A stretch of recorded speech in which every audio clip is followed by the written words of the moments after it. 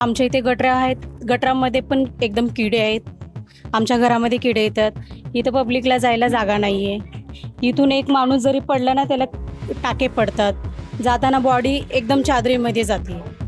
इथे काहीच सोय नाही आहे आमच्या इथे. आमच्या अपेक्षा काय आहेत म्हणजे ही जी धारावी आहे ती चांगली उभी राहावी, कारण काही खूप घाण आहे. आम्हाला इथे पण खूप कंटाळा आलाय आता राहायचा. बिल्डिंग व्हावे अशीच आमची अपेक्षा आहे आमची. वर्षानुवर्ष म्हणजे नेहमीच आहे. आतापर्यंत आम्हाला तर आमच्या एरियात असं कधी असं झालंच नाही की कुठल्या सुखसुविधा आम्हाला मिळालंच असं झालंच. मुंबई ग्राउंड झिरो मध्ये आज आपण धारावीमध्ये आहोत. धारावीतल्या लातूर गल्ली परिसरामध्ये आहोत.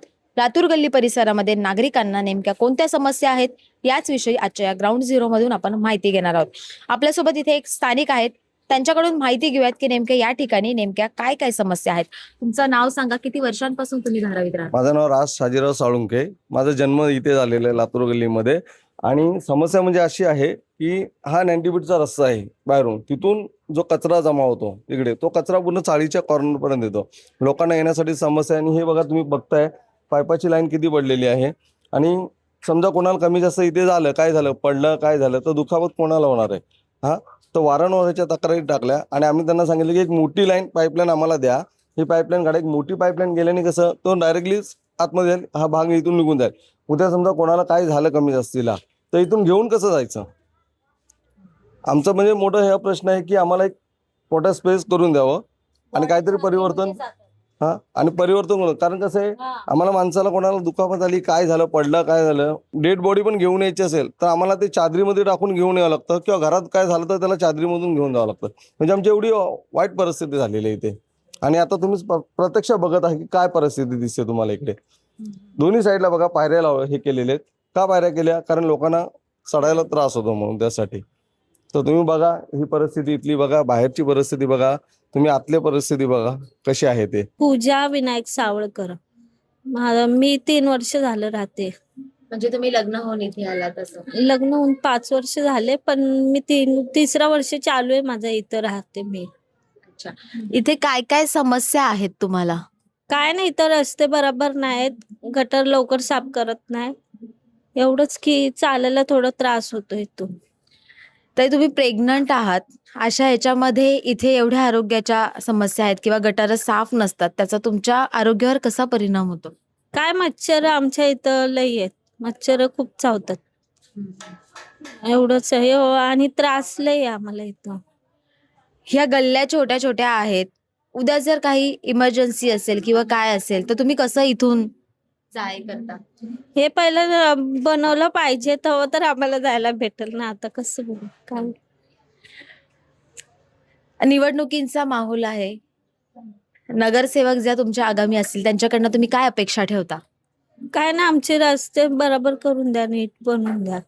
आणि कचरेवाल्याला पण तुम्ही पाठवत जावा साफ करायला. गटर पण नीट साफ करत नाही आले तर उलट ते लोकच आमच्याकडनं पैसे घेतात.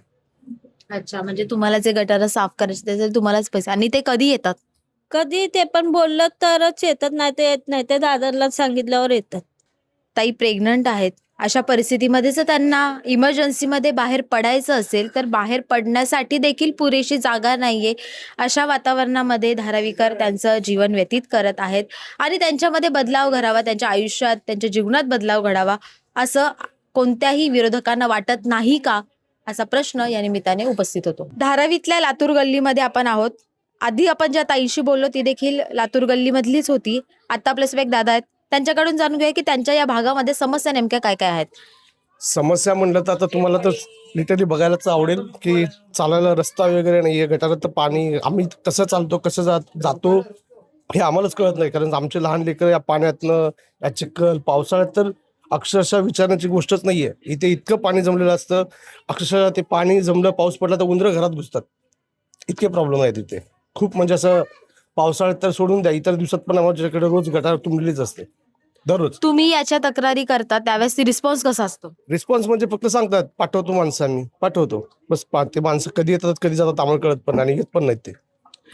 अनेक भागांमध्ये छोट्या गल्ल्या आहेत आणि त्या गल्ल्यांमध्ये ज्या लाद्या आहेत त्या देखील फुटलेल्या अवस्थेत आहे. वर्षानुवर्ष हीच परिस्थिती आहे का? वर्षानुवर्ष म्हणजे नेहमीच आहे. आतापर्यंत आम्हाला तर आमच्या एरियात असं कधी असं झालंच नाही की कुठल्या सुखसुविधा आम्हाला मिळालंच असं झालंच आहे. आणि यावेळेस आम्ही असं ठरवलंय, पूर्ण एक लिस्ट पण बनवून झाले, आम्ही वोटच करणार नाही असं ठरवलेलं आहे. एक मला आता वाटतंय काहीतरी 97 लोकांची आमची लिस्ट झालेली आहे. वोटच नाही करायचं, कुणाकडनं काही मागायचं पण नाही, कुणाकडे सांगायचं पण नाही आणि कुणाला बोलायचं पण नाही. फक्त ठरवलंय गपचूप मध्ये वोट करायचंच नाही, म्हणजे त्यांना पण कळेल की बाबा यावेळेस तू या चाळीतून वोटच आलं नाही. पण वोट करणं हा एक तुमचा अधिकार आहे आणि असं असं होऊ शकतं की कदाचित तुम्ही वोट केलं नाही त्यामुळे काही फरकच नाही पडला. नोटा पर्याय आहे ना, नोटाला करू. जर आमचा अधिकार आम्हाला द्यायचा आहे तर आम्ही नोटाला करू. तर आपण 40च्या संदर्भात आम्ही या लोकांना बोलणार आहेत. काल आमचं झालंय बोलणं, आता उद्या आजचा एक दिवस बघणार आहे, मग आमचं उद्या प्लॅनिंग करणार नोटा. आगामी जे कोणी प्रशासन इथे येईल किंवा जी कोणी नगरसेवक इथे निवडून येतील त्यांच्याकडनं तुमच्या काय अपेक्षा असतील? अपेक्षा त्यांना सर्वच माहिती आहे अगोदर, कारण आता आम्ही कित्येक वर्ष झालं त्यांना सांगतोय आमच्याकडे कॅमेरा वगैरे लावा, कारण चाळीतले लहान लहान घर. आता माझ्या घराचा इन्सिडेंट झालेला आहे काही वर्षापूर्वी, माळ्यावर घुसून मंगळसूत्र खिचून घेऊन गेलेलं आहे. भेटलं तर नाहीच नाही, पण काय चाळीत लोक कोण चाललंय, कोण येते, कोण बाहेरचा माणूस आहे, एक कॅमेरा लावून देऊ शकत नाही ते नगरसेवक. काय अर्थ आहे त्याला? काही नगरसेवक आणि कुठला आता हे तुम्ही खालचं जर फुटेज जर घेऊन गेलात ना तुम्ही, सगळे ते नळावरचे ते गटारावरचे ढाबे फुटलेले आहेत. एखादा पाय जाऊन कित्येक जण जखमी झालेले आहेत. आता हा माझा इथं बसला, त्याच्या वडिलांना पाय लागून पाय वडला सुजलेला आहे, बाजूला बसलेला मुलगा. असा पाय त्याचा इतका सुजलाय तर पूर्ण ते लागून इन्फेक्शन झालं त्यांच्या पायाला. त्याचा कोण देणार भरपाई? कोण नाही देत. धन्यवाद दादा, तुम्ही अगदी मनमोकळेपणाने आम्हाला इथल्या समस्या सांगितल्यात आणि आम्ही पुन्हा एकदा हाच प्रयत्न करू की मतदान करणं हा तुमचा अधिकार आहे आणि तुम्ही तो बजावला पाहिजे. नागरिकांमध्ये खरं तर इतक्या वर्षात काहीच कामं झालेली नाही, त्यामुळे एक तीव्र असंतोष दिसून येतो आहे. मात्र आगामी काळात तरी आमच्या या समस्या सगळेच जण जाणतात, त्या समस्या सोडवण्यासाठी अधिकाधिक प्रयत्न व्हावे अशी आशा या निमित्ताने त्यांनी व्यक्त केलेली आहे. काका, तुमचं नाव सांगा आणि किती वर्षांपासून तुम्ही इथे व्यवसाय करत आहात? मेरा नाम है जुम्मन इस्माइल खान और यहाँ पे कचरा बहुत जमा होता है, पानी भी भरा रहता है, बहुत तकलीफ रहता है हर पब्लिक को भी, और इधर बहुत ज़्यादा तकलीफ है पानी के बारे में, उसमें कचरे के बारे में पूरा गली पूरा भरा रहता है। अंकल, ये सालों से होता है? सालों से होता है, और ये काफी दिन से हो रहा है। पालिका वाले लोग कब आते हैं कचरा उठाने के लिए? उनका कोई टाइम नहीं है, सुबह भी आते हैं, रात को भी आते हैं, और ऊपर से बराबर साफ भी नहीं करते, कचरे वाले बराबर साफ भी नहीं करते हैं। हम लोग बोलते हैं झाड़ू मारो, झाड़ू भी नहीं मारते हैं। देखो भाई, अभी भी कचरा पड़ा हुआ है, देखो वहाँ पे अभी भी कचरा पड़ा हुआ है, इधर लाइन में झाड़ू मारते ही नहीं। अंकल, अभी सब माहौल बीएमसी इलेक्शन का है, आपके पास भी अलग अलग वोट मांगने के लिए उम्मीदवार आते होंगे, आप क्या परिवर्तन चाहते हो? अभी क्या परिवर्तन करें, जब कोई हमारा जब सामने नहीं साफ रहता है तो मैं परिवर्तन क्या करूँ, इसका परिवर्तन करूँ? क्या चाहते हो आप? वो साफ सुथरा चाहिए, गली को साफ चाहिए। हमारा जो देखभाल करेंगे, हमारे कहने पे भाई हमारा काम होना चाहिए, तो हम उनका भी सुनेंगे ना। पार्टी तो सब लोग है, पर किसको अलग तो कर नहीं सकते, जो जैसा बोलेगा हमारा हिसाब से काम होगा, उस हिसाब से हम भी काम करेंगे। ताई, तुमचं नाव सांगा सगळ्यात पहिले तर, आणि धारावी लातूर गल्लीमध्ये किती वर्षांपासून राहता? आमचा जन्म इथेच झालेला आहे. ताई, इथे आम्हाला अनेक समस्या फिरताना दिसत आहेत, जसं की दादांनी आता सांगितलं की या ठिकाणी आम्हाला जायचं असेल तर चांगले रस्ते नाही आहेत, तर ही परिस्थिती वर्षानुवर्ष अशीच आहे का? आहे, आमच्या इथे गटर आहेत, गटरामध्ये पण एकदम किडे आहेत. आमच्या घरामध्ये किडे येतात. इथं पब्लिकला जायला जागा नाहीये. इथून एक माणूस जरी पडला ना त्याला टाके पडतात. जाताना बॉडी एकदम चादरीमध्ये जाते. इथे काहीच सोय नाही आहे आमच्या इथे. ताई, ही परिस्थिती बदलावी अशी इच्छा असेल तर तुम्ही त्यासाठी नेमकं काय करतात, किंवा इथे जे स्थानिक लोकप्रतिनिधी येतात त्या तुमच्या या समस्या जाणून घेतात का? अजून तरी कोणीच घेतलं नाहीये, कारण का इथे काही सोयच होत नाहीये.